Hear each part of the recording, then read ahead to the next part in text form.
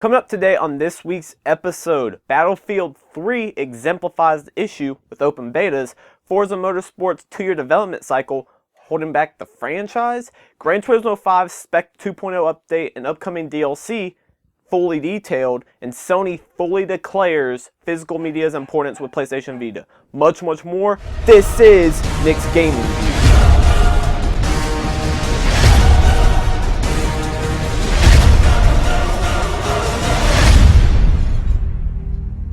Hello everybody, welcome back for another episode of Nick's Gaming View. It's episode number 54, hosted by Nick McCandless.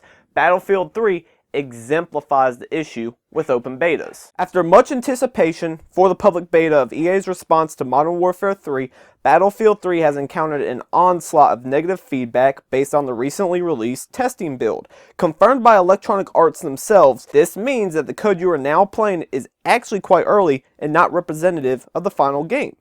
End quote. Continuing with their response to the negative feedback, quote, "We had to do this in order to have as many people testing as possible, in order to ensure a top quality experience when the game is released. The final game will look, play, and sound better than the open beta." End quote. Does the word beta even hold a significance anymore? The purpose of a beta is to test the online servers and fix any bugs so that when the game actually launches, it's running smoothly without issues. Of course you're not going to put the latest build on there. Also keep in mind that they have to go through a treacherous certification stage to even get their content on these servers. So it may take a month just to get whatever build they had onto the servers. In a month you can do a lot of things. And then EA actually released gameplay footage of single player running on the PlayStation 3. Looks unbelievable. What I saw at E3 2011, unbelievable. I've played the open beta. It doesn't look too great, but it's a beta. They're testing the servers, and that's all they're doing. And then hearing from the fans what they don't like, what they do like, and to fix any bugs they have. The purpose of a beta. It's kind of like this whole beta thing's turned into a marketing scheme, and some companies use it to market their game. But that's what people have come to expect this generation. Betas used to be exclusive to in-house, where the people that were actually hired to beta test, that was their job. But due to cutting costs and things like that, and the fact that, of course, everyone wants to play the game early, they'll release the beta for the general public to play, and they don't have to pay them a dime. But in the long run, I think this may impact Battlefield 3 sales in a negative way, unfortunately. Just because they aren't selectively choosing people who understand the purpose of a beta. Some people may go out there, oh, Battlefield 3, I'm going to play it. Oh, this is garbage, I'm not buying it day one. And then you have an issue, because your sales are going to drop. Especially when you have a huge competitor coming nearly right after you, being Modern Warfare 3. So please keep that in mind when you are playing the beta. It does end in a few days, so we shouldn't hear about this too much longer. But be sure to pick the game up when it launches later this month. It's going to be solid, and trust me, it looks a lot better than what the beta looks like. Trust me. Now, I have a question. I believe Forza is actually being held back by its 2-year development cycle. Known as Forza's main competitor, the Gran Turismo franchise is recognized for its solid implementation of weather effects and beautiful night racing. Often criticized for being absent in the Forza Motorsport series, Dan Greenawalt, Forza Motorsport 4's lead game designer, explained the absence by stating the following, quote, "Now that's totally possible on the Xbox 360, but it means the specialists we have in graphics would need to work on that problem. And it would be a hard problem.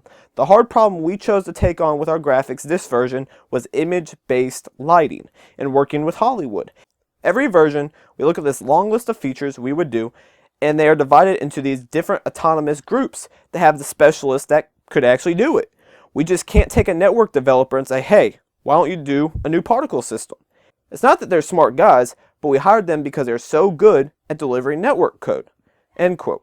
Dan continued by saying, quote, "Graphically, doing huge particle effects, we would have to have that group that was developing image-based lighting, and that took a long time for us to get it right. We had to implement a whole new way of thinking through the partnership with Hollywood. We'd have to have them working on that from the ground up. So that's the type of thing where we could do it. We could do it on this hardware, but it didn't prioritize higher than image-based lighting because the image-based lighting and the way the game looks now is stunning and it's universal. It helps everybody. No matter what type of player you are, having a beautiful looking game that runs at 60 frames per second is awesome.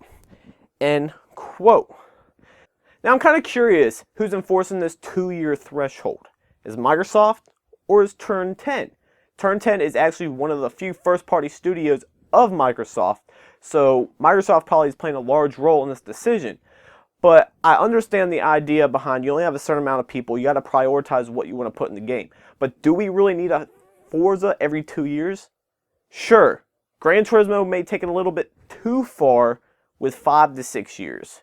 But 3, 4 years, look what they did with Resistance 3. Insomniac went from a 2-year development cycle to 3 years, and look at the difference it made.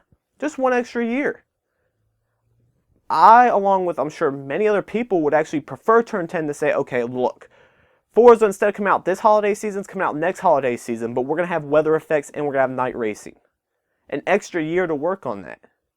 Rather than saying, hey, we got to get this game out in a couple months, so we're just going to do this, this, and this.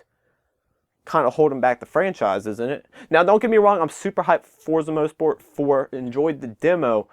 I would just like to see Turn 10, along with Microsoft, kind of head into a different direction, because it's like, put a 3-year development cycle threshold on it, and see what you guys can do.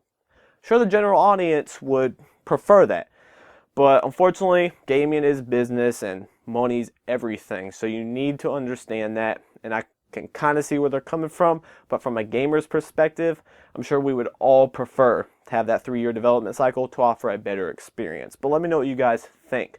Now, Gran Turismo 5's Spec 2.0 update and upcoming DLC has been fully detailed. Scheduled to launch October 11th, Spec 2.0 is set to accommodate for the feedback received on Gran Turismo 5.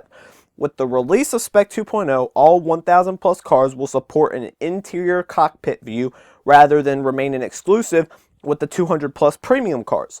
The update will also allow players to save during races to keep racers from having to keep their PS3s running when taking a break from the long enduring races towards the end of the career mode.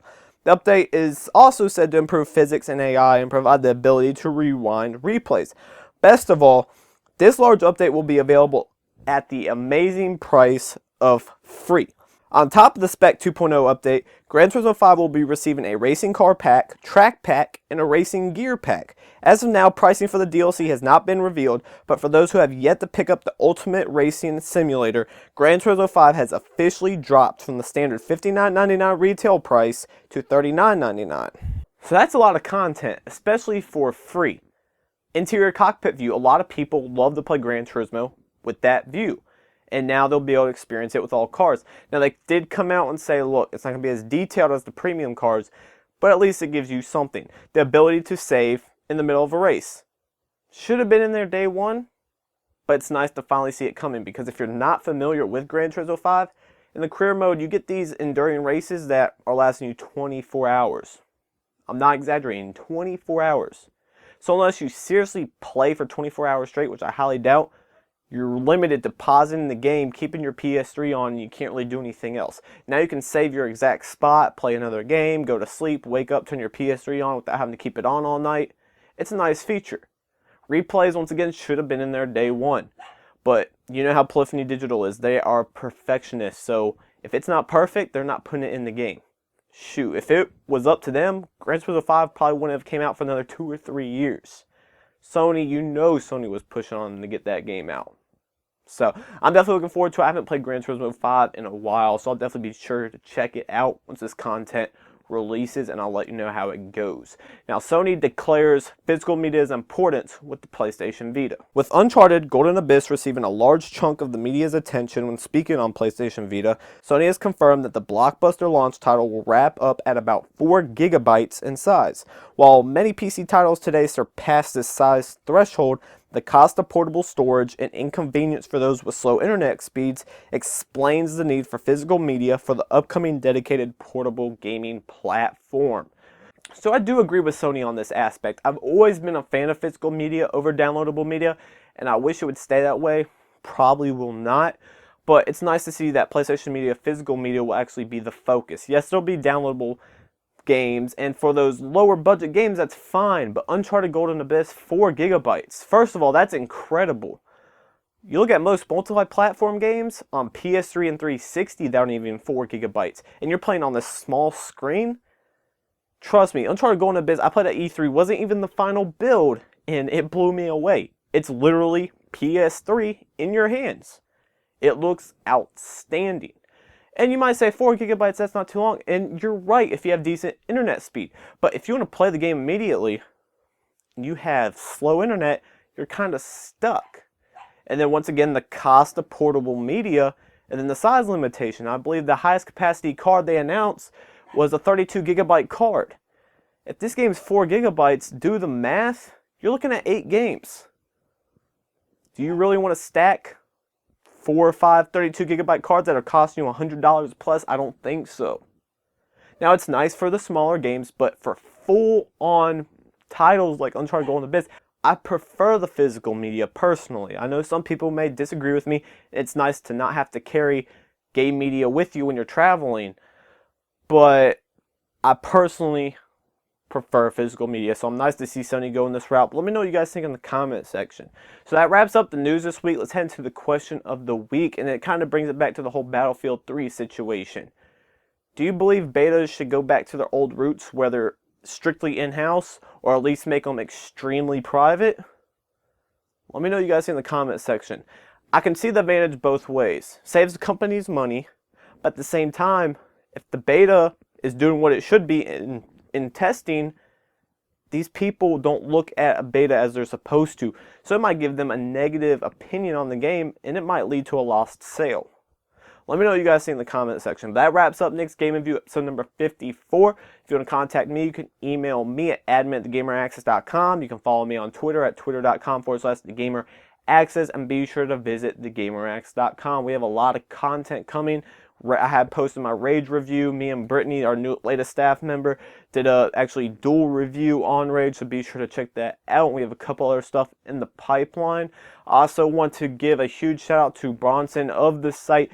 Please be sure to check out the site. I'm actually going to provide a link under my show, but they're doing the Extra Life campaign. So pretty much what this is they're going to be playing video games for 24 hours straight to raise funds for children's hospitals.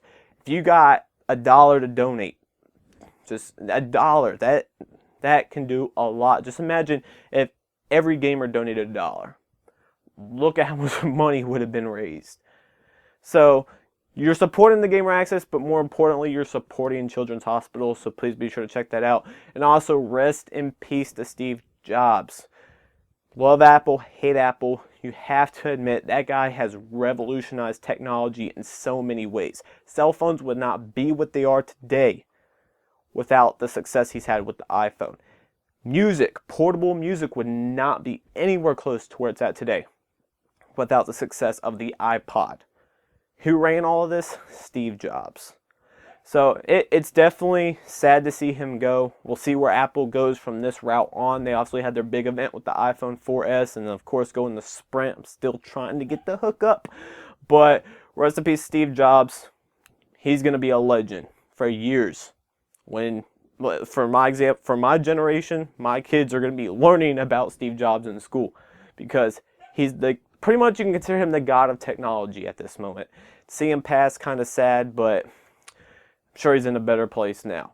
So that wraps up Nick's Game Review, episode number 54. Let me know what you guys think in the comment section. I'm out. I appreciate the support. Peace.